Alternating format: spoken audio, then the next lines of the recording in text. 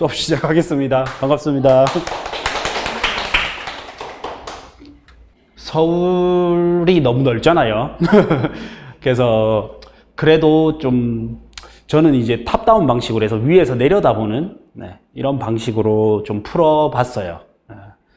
파일을 오늘 새벽에 올렸는데 다운받으셔서 보시면 더 좋을 것 같고, 녹방도 이제 계속 볼 수 있으니까 그래 보면 좋을 것 같아요. 그 제목은 이제 빅데이터와 인문학으로 보는 서울 부동산 이렇게 했어요. 일단 데이터로 그 기준을 잘 잡으셔야 돼요. 그러니까 데이터가 100% 모든 것을 설명해 줄 수도 없고, 데이터라는 거는 지금 일어난 현상에 통계로 옮겨서 그걸 데이터화 시킨 거잖아요.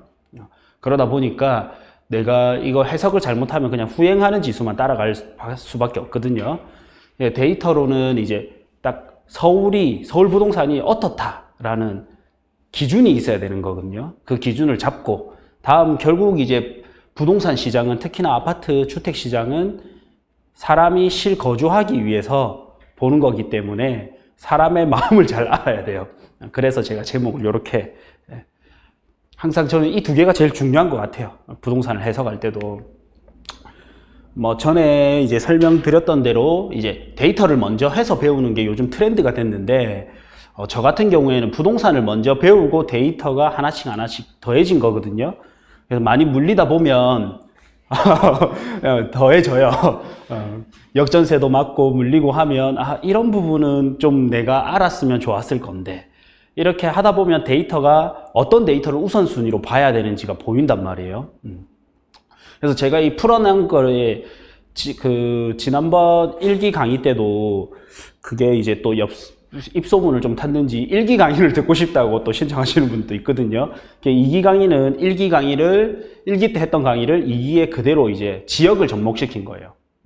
1기 때는 이론이고 2기 때는 지역 접목. 그게 하필 서울이라 좀 너무 크고 넓은 게.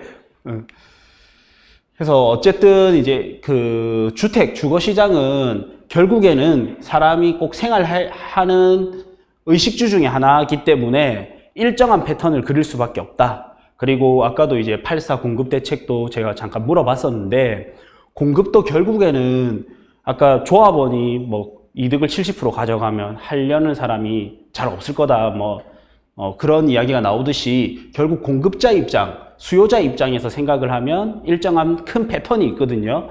그래서 그 패턴만 이해하면 이 부동산 시장을 조금은 수월하게 볼 수가 있어요. 근데 내가 그런 패턴에 대한 이해가 부족하면 누가 우르륵 내가 보고 있었는데 누가 투자에 들어갔어요. 그러면 흔들릴 수 있고, 또 누군가가 투자 들어가서 내가 또 투자 후에 들어가려고 하면 늦은 거 아니야? 이래 될 수도 있고, 또 가격이 막 올랐단 말이에요. 서울 같은 경우에는 2014년부터 본격적으로 오르기 시작해서 16, 17, 18, 19, 20 오르고 있는데, 만약 지금 와서 돌이켜보면 16년에 내가 서울 부동산 살까? 16년에 많이 18년에 많이 팔았었어요. 저도 18년에 팔았는데 지금 돌이켜보면 안 팔 걸 그랬다라는 기준이 나올 거 아니에요. 근데 그때 돼서는 그런 기준을 잡기가 힘들단 말이에요. 그래서 그런 기준을 잡기 위해서는 이런 일정한 패턴을 읽어야 되고, 그 패턴을 읽을 때 유용한 데이터를 잘 알아야 된다부터 시작을 할 거예요, 1교시는. 그래서 서울이 아무리 넓어도, 크고 넓다 하더라도 맥락은 비슷하거든요. 오히려 서울이 더 쉬울 수도 있어요. 그러니까 크고 넓을 뿐이지 이 패턴의 정석을 따라가는 게 서울이거든요. 오히려 이제 부산 같은 경우에는 이 정석에서 바닷가라는 게 껴버려요.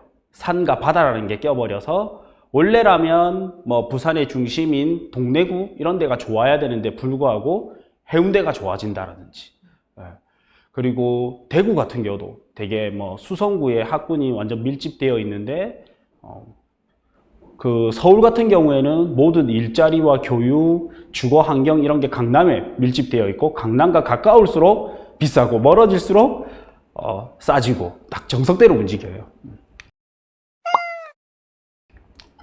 그래서 일단 상품보다는 지역을 먼저 봐야 된다, 이런 거고, 이제 요거도 지난번에는 지역에 좀 힘을 많이 실었는데 이번에는 그냥 서울로 한정해서 들어가는 거기 때문에 좀 더 지역은 조금 가볍게 볼 겁니다. 그래서 일단 지역 분석하면 도시에 대한 이해가 먼저 필요하다. 그래서 이제 광역 경제권을 먼저 보면 서울, 인천, 경기가 이제 수도권이잖아요. 그래서 이 수도권과 지방은 되게 재밌는 점이 다르게 움직이거든요. 어떤 게 다르냐면 서울은 아까 딱 강남, 서울, 그 중에서도 강남을 중심으로 이게 퍼져나가요. 그래서 강남이 올라가면 강남과 접근성이 좋은 뭐 분당, 뭐 이렇게 수원 이렇게 내려가고 이게 같이 움직이는데 부산 같은 경우에는 부산은 떨어질 때 경남, 창원이 올라갈 수도 있고 창원은 오르는데 부산은 떨어질 수도 있고 이게 좀 다르게 움직여요. 그래서 서울 수도권을 이해하기 위해서는 반드시 서울을 이해해야 되고 서울을 이해하기 위해서는 강남을 또 이해해야 되는 그래서 어떻게 보면 패턴은 좀 정석적으로 움직이는 그래서 이 패턴을 이제 보면 서울, 인천, 경기 보면 그래프가 거의 비슷하죠. 우리가 크게 놓고 보면 비슷하다. 작게 놓고 보면 이제 뭐 이런 시기도 있죠. 조금 벌어지는 시기도 있고 그렇다가 또 합쳐지는 시기도 있고 이 기준이 요때를 잡아서 그래요. 어쨌든 지가 지수라서. 근데 움직임은 거의 같은 동네 같은 움직임이잖아요. 이건 한국감정원에 가면 있어요. 매우 흡사하다. 서울, 인천, 경기는. 그리고 경기도도 보면 서울, 인천, 경기 또 흡사하고 경기도도 거의 흡사하게 움직이는데 경기도의 대표 도시 수원, 성남, 뭐 하남 거의 다 비슷하게 움직여요. 거의 다 비슷하게 움직이는데 다르게 움직이는 녀석들이 있거든요. 수도권 흐름과 조금 다르게 움직이는 녀석들이 오산, 평택, 안성 이런 데 좀 다르게 움직여요. 왜 그러냐? 거리가 멀어서. 끝자락에 있죠. 그 다음에 뭐 포천, 여주 이런 데도 거리가 멀고 접근성이 떨어지고 그러니까 생활권이 분리가 되는 거예요. 그래서 부산, 경남권은 생활권이 좀 떨어져 있거든요. 창원에서 일하시는 분이 창원에 거주를 하고 부산에서 일하시는 분이 부산 거주하고 이렇게 좀 떨어져 있는데 이제 최근에 과거의 서울처럼 점점 비슷해지고 있어요. 예전에는 한때 창원이 부산보다 비쌌던 적이 있었거든요. 근데 우리가 생각했을 때는 서울 분들이 생각할 때는 좀 의아하죠. 뭐냐면 예를 들어 수원이 강남보다 비쌀 수가 있을까? 절대 비쌀 수가 없겠죠. 근데 부산은 지방은 그런 현상들이 나타났었거든요. 근데 이제 교통이 좋아지고 한 생활권이 될수록 비슷한 움직임을 보인다. 그래서 이 중에서 원래 다르게 움직이다가 비슷하게 움직이기 시작한 녀석들이 어떤 게 있냐면 평택, 오산. 교통이 좋아지니까 교통이 연결되는 거예요. 이제 평택 지제역이 생겼죠. 그러다 보니까 평택 옆에 있는 안산도 이제 비슷하게 움직이고. 그래서 이런 패턴을 조금 이해하면 지금 어떤 지역이 올랐는데 다음번에는 어떤 지역이 오를 거야 라는 게 쉽게 보이게 돼요. 동탄이 오르니까 평택이 올라가고 맞죠? 그 다음 뭐 오산, 평택 이게 이제 안산으로 퍼지고 이렇게. 그래서 생활권이라는 거는 일자리와 교통 접근성이 중요하다.